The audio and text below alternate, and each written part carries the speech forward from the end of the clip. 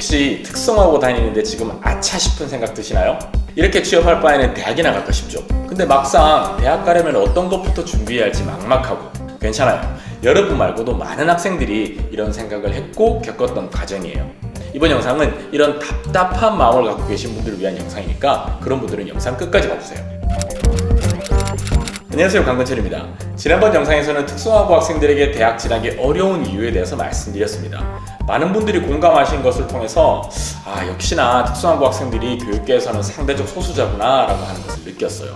혹시나 이전 영상 안 보셨다면 위에 영상 참고해 주시고요.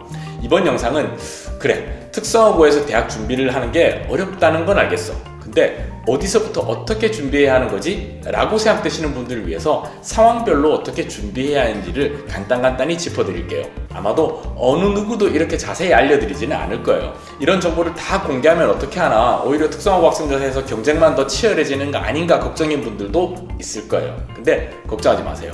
아는 것과 실천하는 것은 하늘과 땅 차이거든요. 이 영상을 봐도 결국에는 단단히 마음먹고 실천하는 사람만 끝까지 갈 수 있어요. 그러니까 단단히 마음먹은 사람만 계속 영상 시청해주세요. 만약 이 영상을 보고 있는 학생이 특성화고 1학년이라면 또는 입학을 앞두고 있다면 가장 성공적으로 입시를 마무리할 확률이 높습니다. 신종이에 아예 처음부터 그리는 거니까요. 빠르게 짚어드릴게요. 가장 중요한 거, 우선 마음가짐. 여러분은 쉽게 대학을 가기 위해서 특성화고에 왔다면 잘못 온 거예요. 최대한 어렵고 힘들게 대학을 간다고 마음을 먹어야 해요. 준비 과정에 유혹 요소도 많을 거고요. 정보를 구하는 것도 쉽지 않을 거예요. 그래서 처음 마음가짐을 유지하는 게 가장 중요합니다. 여러분은 일반고에 지나간 친구들보다 더 공부해야 됩니다. 1, 2학년 때는 일반 교과 위주로 수업이 구성돼요. 이 과목들의 성적과 선생님들이 적어주시는 과목별 세부 능력 및 특기사항이 여러분 대학 갈 때 평가 대상이 됩니다. 그러니까 무조건 1, 2학년 때 학교 수업은 학교 시험은 1등 한다는 마음으로 덤벼야 합니다. 그것도 압도적으로. 아무도 공부 안 하는 학교라서 1등이에요. 이게 아니라 그냥 1등이 아니고요. 압도적인 1등이에요. 이게 돼야 합니다. 옆 친구들 아무도 공부 안 한다고 해서 거기에 휩쓸리면 절대 안 됩니다. 예습, 복습 다 하고요. 수업 시간 수업도 잘 듣고 선생님한테 질문도 하고 그래야 됩니다. 그러다 친구들이 싫어하면요? 정신 차리세요. 내가 하고 싶어하는 꿈을 위해서 노력하는데 그걸 싫어한다면 그건 친구도 아니에요.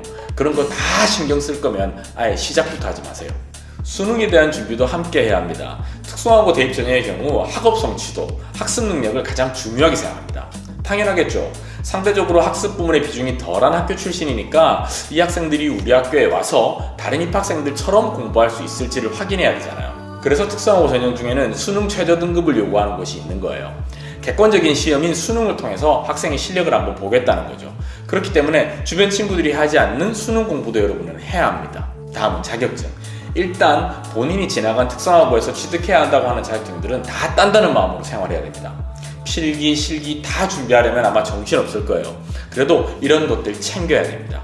아예 처음부터 수능으로 대학 갈 거다 라고 마음먹었다면 상관없는데 그게 아니라 수시 전형도 준비한다 라고 하면 자격증 준비도 필수예요. 이걸 준비하는 과정의 이야기가 면접에서 활용될 수도 있고요. 또 생활기록부 여기저기에 기록으로 남을 수도 있습니다. 그러니까 꼭 준비해야 됩니다. 동아리 활동. 이거 역시 최선을 다해야 됩니다. 아마 친구들 대부분이 딱히 동아리 활동에 최선을 다하지 않을 거예요. 근데 여러분은 해야 돼요. 여러분이 주도해서 뭔가 결과물을 만들고 그걸 기록으로 남겨야 돼요. 꼭 생활기록부에 기록이 남아 있어야 됩니다. 그 이외에는 독서도 하면 좋습니다. 아마 친구들 대부분이 책이랑 거리가 멀 거예요. 근데 여러분은 책도 좀 읽어둬야 합니다. 이런 부분은 오히려 일반고 친구들보다 유리할 거예요. 본인이 희망하는 분야와 관련된 책, 교양을 쌓을 수 있는 책 등을 다양하게 읽고 그 읽은 내용을 생활기록부에 남겨주세요. 자, 어때요? 다 할 수 있겠어요? 어렵고 힘들어 보이지만 여러분이 한 선택이 옳은 선택이라는 것을 증명하려면 이것들을 다 소화해야 됩니다. 특성화고를 선택해서 탁월한 입시 성과를 낸 선배들은 모두 다 이렇게 했어요. 이것보다 자세한 내용은 제가 다음에 따로 영상으로 설명을 드릴게요. 1년 정도 학교 생활을 그럭저럭 했다면 1학년과는 좀 다르게 접근해야 됩니다. 우선 내 상황으로 대학에 갈 수 있는 방법이 무엇인지를 고민하고 선택해야 돼요. 대학을 가는 방법은 수시와 정시 이렇게 두 개죠. 만일 이 이전까지의 내 생활기록부가 크게 나쁘지 않다, 교과 성적도 1, 2등급이 나오고 생활기록부에 선생님들이 좋은 말씀도 좀 적어주셨다, 동아리 활동이나 독서도 게을리하지 않았다면 수시 쪽에 초점을 맞춰야 하고요. 과거를 돌아보면 엉망이었다 라고 생각이 든다면 정시로 방향을 틀어야 합니다. 여러분이 어떤 선택을 하든 일단 목표로 하는 대학의 홈페이지에 가서 현재 모집 요강을 다운받아서 특성화고 전형을 어떻게 뽑는지부터 살펴보고 참고해야 합니다. 수시 전형으로도 뽑는지, 혹시 졸업 후 재직자 전형만 있는 건 아닌지, 어떤 방식으로 평가를 하는지 등을 꼼꼼하게 봐야 됩니다. 이런 건 학교 선생님들이 아마 안 도와주실 거예요. 입시 대비반 이런 게 따로 개설되어 있는 특성화고라면 도움받을 수 있을지 모르겠지만 일반적인 특성화고라면 학생 스스로 해결해야 될 거예요. 만일 수시 전형으로 도전한다면 수능 최저 요건이 있는지부터 확인해 봐야 합니다. 하기 싫다는 마음이 들어도 어쩔 수 없습니다. 입시 준비가 간단해질수록 갈 수 있는 대학의 수준은 떨어집니다. 과정이 어려울수록 더 좋은 대학일 확률이 높아요. 그러니까 수능 최저 요건이 있다면 오히려 한번 해보겠다는 마음으로 준비하실 걸 권합니다. 수시 쪽으로 마음먹었는데 수능 최저 요건이 없다면 이제까지 내 생활기록부 확인부터 해야 합니다. 인터넷에 들어가서 생활기록부 확인 검색하면 방법이 나올 테니까요. 참고하고요. 여기서는 그런 설명은 생략하겠습니다. 지금까지 기록되어 있는 내용을 바꾸거나 삭제하거나 추가하는 거 안 됩니다. 그럼 앞으로 어떤 내용들을 채워야 하는지를 고민하고 준비해야 하는 거죠.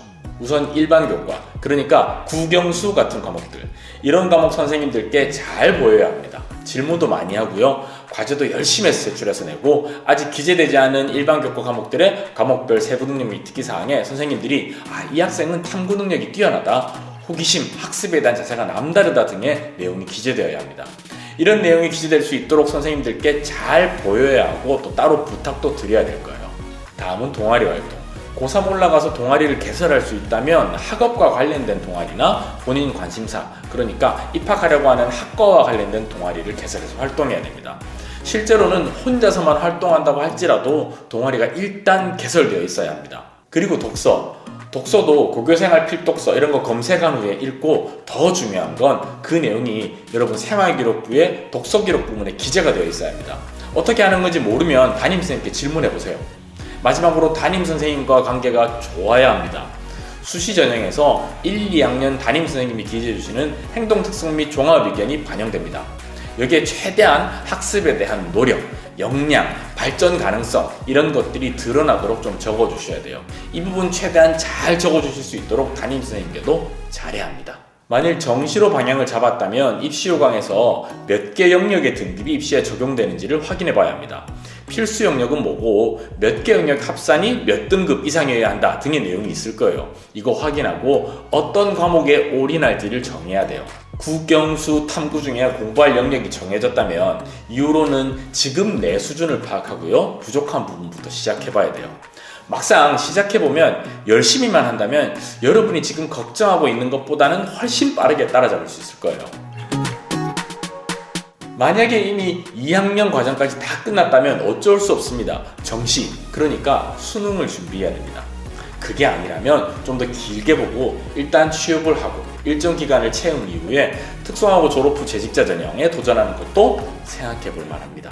하지만 이거 역시 쉽지 않을 겁니다. 그래서 이왕 대학 가기로 마음먹었다면 수능 준비를 해서 대학을 가는 방향을 전 권해드려요. 수능 준비는 올해 끝난다는 각오로 공부하되 내년까지도 염두에 둬야 됩니다.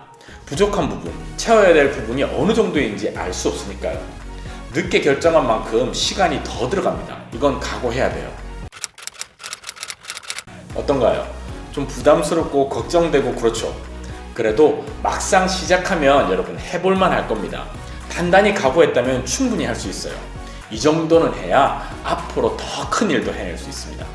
옆에서 안 된다, 불가능하다는 등 어떤 말을 하더라도 흘려들으세요.